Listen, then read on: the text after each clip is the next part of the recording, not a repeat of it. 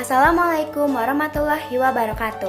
Halo semuanya, perkenalkan saya Aurelia Syifa Bahariski dari kelas 10-2. Dalam video ini saya akan menjelaskan tentang ilmu kimia dalam kehidupan sehari-hari. Sebelum membahas tentang ilmu kimia dalam kehidupan sehari-hari, kita harus mengetahui terlebih dahulu apa itu ilmu kimia. Ilmu kimia adalah ilmu yang mempelajari tentang materi, sifatnya, strukturnya, perubahan atau reaksinya, serta energi yang menyertai perubahan tersebut. Mempelajari tentang materi.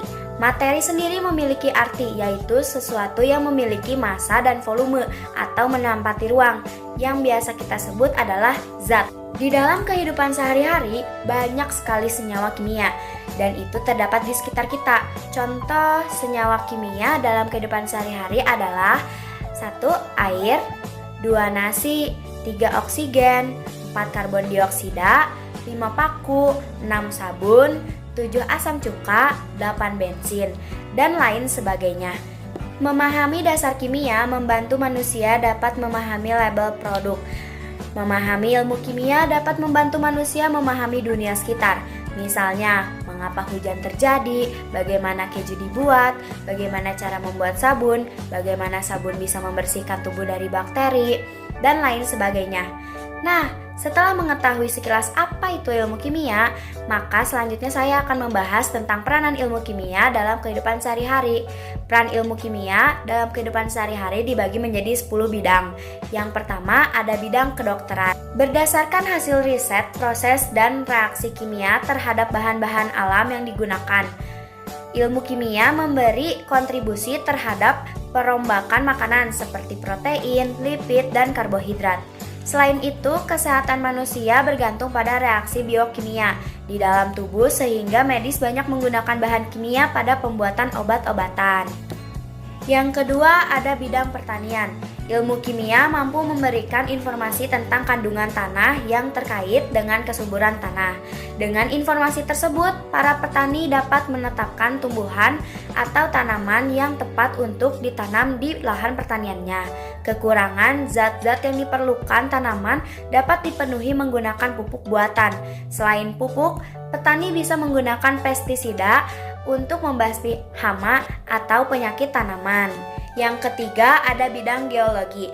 Bidang ini berkaitan dengan penelitian batu-batuan, mineral, dan pertambangan gas minyak bumi. Proses penentuan unsur-unsur yang menyusun mineral dan tahap pendahuluan untuk eksplorasi menggunakan dasar-dasar ilmu kimia. Manfaat ilmu kimia dalam bidang ini adalah untuk membantu memahami temuan para peneliti tentang bebatuan atau benda-benda alam. Yang keempat ada bidang arkeologi. Penentuan usia fosil yang bisa dilakukan saat ini merupakan salah satu hasil penerapan ilmu kimia. Fosil yang ditemukan dapat ditentukan usianya dengan radioisotop karbon 14 yang merupakan proses penerapan kimia. Yang kelima ada bidang biologi.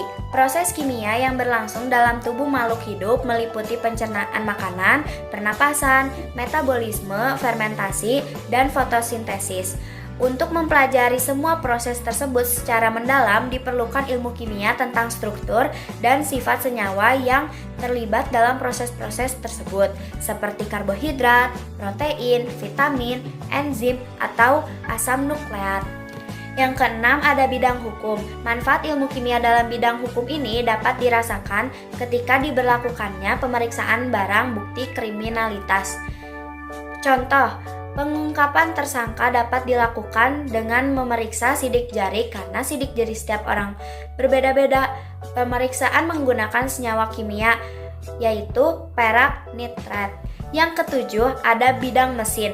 Manfaat ilmu kimia dalam bidang mesin yaitu mempelajari sifat dan komposisi logam yang baik untuk pembuatan mesin, mempelajari sifat dan komposisi bahan bakar serta minyak pelumas mesin. Kedelapan, ada bidang lingkungan dan kebersihan. Polusi udara yang terjadi merupakan dampak dari penggunaan sumber energi. Ilmu kimia berperan penting dalam mengidentifikasi dampak polusi dan menentukan cara mengatasinya. Selain itu, penggunaan produk-produk pembersih seperti sabun, deterjen, dan pemutih pakaian juga merupakan bahan kimia dalam memilih produk terbaik dan bahan mana saja yang tidak boleh dicampur memerlukan pengetahuan konsep kimia. Bidang yang kesembilan ada bidang teknik sipil. Bahan-bahan yang digunakan dalam bidang ini antara lain semen, kayu, cat, paku, besi, pipa, lem, dan baja.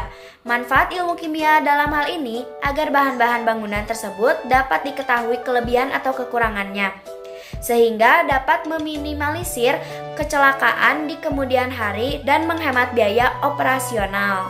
Yang ke-10 ada bidang teknologi. Dalam bidang teknologi, ilmu kimia berperan dalam penemuan material baru yang menjadi bahan pembuatan material tertentu. Sebagai contoh, serat optik yang digunakan untuk telekomunikasi dan bahan LCD pada televisi dan handphone, sehingga keduanya berukuran lebih tipis. Sekian pembahasan tentang ilmu kimia dalam kehidupan sehari-hari. Semoga ada manfaatnya bagi kita semua, terutama bagi saya sendiri. Wabillahi taufiq wal hidayah. Wassalamualaikum warahmatullahi wabarakatuh.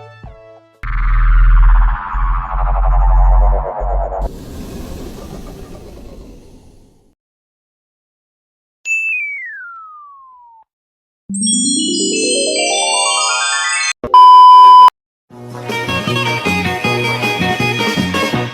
hey, hey,